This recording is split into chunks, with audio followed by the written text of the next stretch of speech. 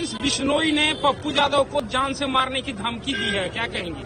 देखिए, मीडिया के माध्यम से मुझे जो जानकारी मिली है लॉरेंस बिश्नोई के बारे में कि वो जेल में है और आप लोग मुझे करेक्ट कर सकते हैं, शायद वो गुजरात के जेल में ही हैं। तो आप इसी से अंदाजा लगा लीजिए कि गुजरात में प्रशासन, जो जेल प्रशासन है, किस तरह से मतलब इस तरह की खबरें बाहर आती है या टेलीफोन से वो धमकी देते हैं, किस तरह से देते हैं। तो ये गुजरात सरकार को और खासतौर पे गुजरात जेल अथॉरिटी को देखनी होगी कि इस तरह की बातें जो आती है इसमें कितनी सच्चाई है और इसकी जांच करके उनसे पूछताछ भी होनी चाहिए, क्योंकि तो ऑलरेडी कस्टडी में है और जुडिशियल कस्टडी में होंगे तभी तो वो जेल गए हैं। एनडीए की बैठक हुई है आज सीएम आवास में, 220 सीटें जीतने की बात एनडीए के नेता कह रहे हैं। तो एनडीए के जितने भी घटक दल हैं, सारे दल के नेता वहां आए थे। पशुपति पारस नहीं आए थे? मतलब उनको छोड़ करके चिराग पासवान थे वहां पे मौजूद? चिराग के पार्टी से थे। मतलब कौन थे? तो जब सीनियर नेता ही नहीं हुए तो एनडीए की ये किस तरह की बैठक थी? मतलब मुख्यमंत्री जी ने बैठक बुलाई और मुख्यमंत्री जी के बुलावे पे और एनडीए के घटक के नेता ही अगर नहीं पहुंचे हैं तो ये किस तरह की शुरुआत हुई है? तो इसका मतलब कि सब कुछ ठीक नहीं चल रहा है अंदर खाने में। मुख्यमंत्री जी के बुलावे पे और बीजेपी की तरफ से कौन गए थे? बीजेपी की तरफ से बड़े बड़े नेता थे, केंद्रीय नहीं, बड़े नेता में किसी एक का नाम तो नित्यानंद गिरिराज सिंह तो आजकल बड़े नेता थोड़ी ना है। गिरिराज सिंह जी तो मतलब सीनियर लीडर हैं, बट जो बिहार को देखते हैं मतलब उनमें से कौन आए थे? सम्राट चौधरी जी को तो पार्टी ने अभी खुद साइडलाइन करके रखा है, तो उनकी मतलब क्या बात की जाए। तो कोई मतलब मुझे लगता है कि जो आप लोग बता रहे हो उस हिसाब से कुछ जो एक ठोस निकल के आना चाहिए था कि आदरणीय मुख्यमंत्री जी ने एनडीए की बैठक बुलाई और बैठक में जो नेता उपस्थित होने चाहिए थे उस स्तर के नेता वहां उपस्थित नहीं थे। जो चुनाव को लेकर के, अगर खास तौर पे ये बैठक चुनाव को लेकर बुलाई गई थी तो वो मुझे लगता है कि अधूरी रह गई वो बात। 4 सीटों पर उपचुनाव होने हैं बिहार के। बहुत जगह चुनाव होने हैं, बहुत सीटों पे राज्य के मतलब भारत के अलग अलग राज्यों में उपचुनाव होने हैं। तो हमारे यहाँ भी चुनाव है, हमारे यहाँ भी उम्मीदवारों के लगभग सभी दल के उम्मीदवारों की नाम की घोषणा हो गई है और सब लोग प्रचार प्रसार में लगे हुए हैं। और मैं आपको बता देना चाहती हूँ कि हम लोग जनता के मुद्दों को लेकर के जा रहे हैं।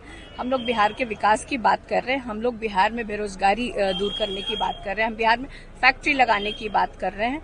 तो हम लोग जनता के मुद्दे के साथ गए हैं और हमें पूरी उम्मीद है कि जनता इस बार अपना चारों सीटों पे हमारे जो भी इंडिया गठबंधन के जो उम्मीदवार हैं उनकी जीत।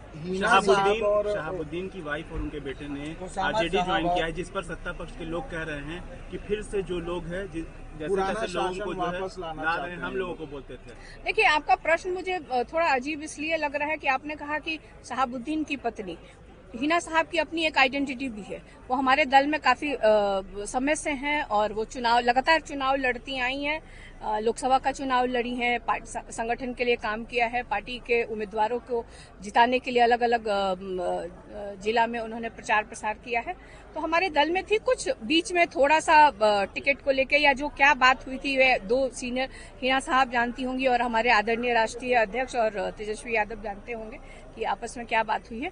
और एक बहुत अच्छी पहल दोनों तरफ से हुई है कि घर वो लोग फिर से परिवार एकजुट हो गया है। तो मुझे लगता है बिहार में एक अच्छा संदेश भी गया है और सब मिलके लड़ेंगे, जनता के लिए लड़ेंगे और बिहार के विकास के लिए लड़ेंगे। तो एक अच्छा संदेश गया है। जेडीयू के नेता कह रहे हैं कि आप लोग शराब बेचवाने का काम करते हैं। कौन लोग? कुमार बीजेपी के नेता और जेडीयू के जो एमएलसी है नीरज कुमार कहते हैं आप लोग और तेजस्वी यादव तस्करी कराते हैं, शराब पीते हैं। देखिए, ये प्रश्न बेमाने हैं। जो लोग इस तरह का आरोप लगाते हैं, मतलब कुछ भी अनगढ़ नीरज जी को खास तौर पे कहा जाए कि कुछ भी बोलते हैं। सुबह लगता है मुंह धोते हैं और उसके बाद जो बोलना शुरू करते हैं उनको खुद भी नहीं समझ में आता है कि क्या क्या वो बोल जाते हैं। तो बोलना ही है तो अपनी सरकार जो है उनकी लगभग 20 वर्ष हो गई है, कितनी फैक्ट्री बिहार में लगाई है, कितना पलायन इन्होंने रोका है, कितने रोजगार इन लोगों ने दिए हैं, कितने बिहारियों को तेजस्वी के जाने के बाद जो इंडिया गठबंधन की सरकार थी 3.5 लाख जो नियुक्ति पत्र बांटा गया, उसके बाद एक भी नियुक्ति पत्र कब इन लोगों ने बांटा है, ये जनता को क्यों नहीं जवाब देते हैं? तो ये जवाब देना चाहिए। जब जनता से जुड़े हुए जो मामले हैं उस पर ये लोग भाग जाते हैं। अभी केंद्र में सरकार है, बिना मांगे मिलना चाहिए था।